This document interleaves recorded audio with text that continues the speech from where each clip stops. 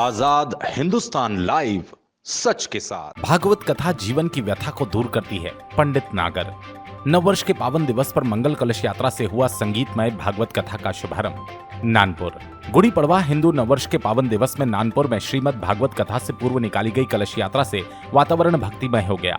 मंगलवार से देवी मंदिर नानपुर में हो रही श्रीमद् भागवत कथा में कलशों के साथ चुनरी परिधान पहने सकल हिंदू समाज की महिलाओं और पुरुषों ने उत्साह उमंग के साथ कलश यात्रा में भाग लिया। कथा के यजमान सीताराम वाणी परिवार श्रीमद् भागवत पोथी अपने सिर पर लेकर चल रहे थे। कलश यात्रा में शामिल महिला पुरुषों का उत्साह देखते ही बन रहा था। सभी भक्त जय श्री राम माता रानी के जयकारे लगाते चल रहे थे। बैंडबाजी की मधुर भजनों की धुन पर युवा युवती की टोली थिरकती नाचती गाती भक्तों संग कलश यात्रा देवी मंदिर पहुंची। भगवताचार्य व्यासपीठ पंडित कन्हैयालाल नागर शाजापुर जिले के आशीर्वाद देते हुए चल रहे थे।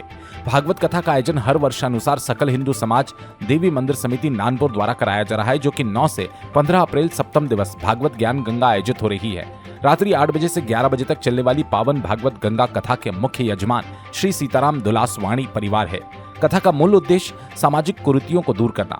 व्यासपीठ से पंडित नागर ने कहा कि भगवत पुराण जीवन की व्यथा दूर करती है। आप थोड़ा पुण्य कार्य कर जीवन सफल कर सकते हो। कथावाचक नागर ने शादी ब्याह में दिखावे आडंबर पर नाराजगी जताते हुए कहा, आधुनिकता समाज पर हावी हो रही है। पाश्चात्य संस्कृति के कारण अपने परिवार और सनातन का हास हो रहा है। बेटे बेटियों को शिक्षा संस्कारों क्षेत्र में लाना चाहिए। अपने सनातनी संस्कृति जुड़े रहने के साथ प्रत्येक घर घर रामायण, गीता, सुंदरकांड, हनुमान चालीसा का पाठ हो। साथ ही रोजाना नगर के आसपास के क्षेत्र में पंडित नागर का प्रवास के दौरान सत्संग भी हो रहा है। भागवत कथा का श्रवण करने आए देवी मंदिर निर्माण हेतु तन मन धन से सहयोग दिया जा रहा है। देवी मंदिर निर्माण समिति द्वारा समाज बंधुओं से निवेदन करते हुए कहा गया कि मंदिर निर्माण हेतु अपनी सहभागिता के साथ सहयोग की अपेक्षा करते हैं। भागवत कथा के प्रथम दिन कथावाचक व्यासपीठ से पंडित नागर के मुखारबिंद से कथा स्थल पर श्रीमद् भागवत महात्म्य कथा और श्री सुखदेव आगमन, नारद जी की कथा, राजा परीक्षित को श्राप तथा विदुर कथा से वातावरण भक्ति से सराबोर हो गया। उन्होंने श्रीमद् भागवत कथा का संक्षेप में श्रोताओं को सार बताते हुए कहा, मनुष्य के जन्म जन्मांतर के पुण्यों का उदय होने पर श्रीमद् भागवत जैसी भगवान की दिव्य कथा का श्रवण का सौभाग्य मिलता है।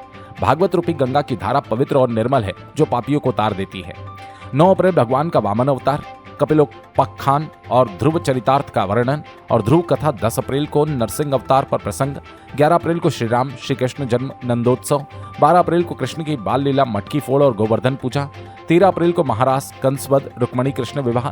15 अप्रैल को सुदामा चरित्र श्री सुखदेव पूजन, परीक्षित मोक्ष और पूर्ण आहुति के साथ भागवत कथा का विश्राम होगा। प्रथम दिवस प्रसादी यजमान परिवार की ओर से रखी गई। बाकी दिवस की प्रसादी आरती सभी हिंदू समाजजन द्वारा रखी गई। 7 दिवस जलपान की व्यवस्था मंदिर समिति द्वारा रखी गई।